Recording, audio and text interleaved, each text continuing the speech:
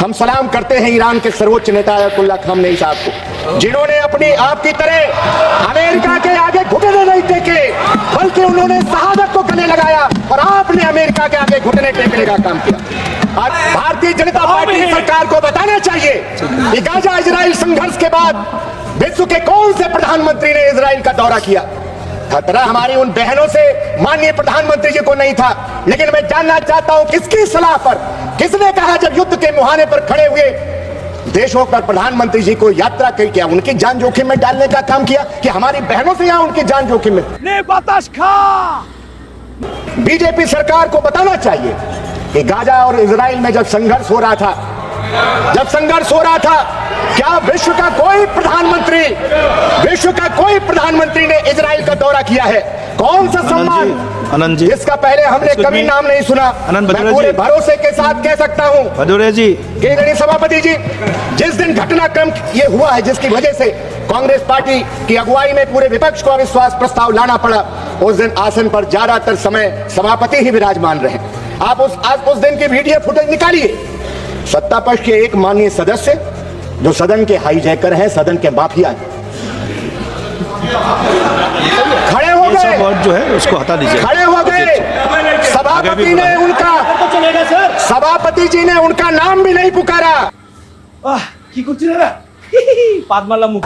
Mic on हो गया। आप निकालिए वीडियो फुटेज और लगे न जाने कौन कौन सी किताबें दिखाने और उनका संदर्भ देने। हम लोगों ने पीठ से आपत्ति की, तब जाकर उनका नाम पुकारा गया बीच में। माननीय अध्यक्ष जी पहले ही व्यवस्था दे चुके हैं। एक मिनट माननीय रविशंकर प्रसाद जी, क्या माफिया ने कहा, बोल लिया, माफिया का लड़वाइए।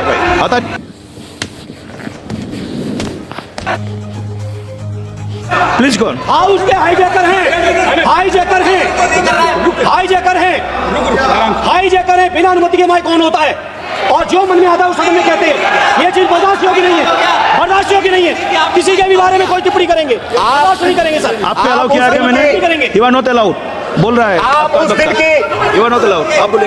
सभापति जी आप उस दिन की वीडियो फुटेज निकालिए। भाषण आधा मिनट हो गया, 1 मिनट हो गया, हम लोग चिल्लाए कि सभापति जी आपने तो नाम ही नहीं माननीय सदस्य का पुकारा है। उसके बाद उन्होंने बीच में नाम लिया कि माननीय सदस्य का। और अध्यक्ष जी पहले व्यवस्था दे चुके कि माइक का कंट्रोल उनके हाथ में नहीं है। हम इस व्यवस्था के खिलाफ अविश्वास प्रस्ताव लेकर के आए कि माननीय अध्यक्ष जी के हाथ में कंट्रोल दीजिए।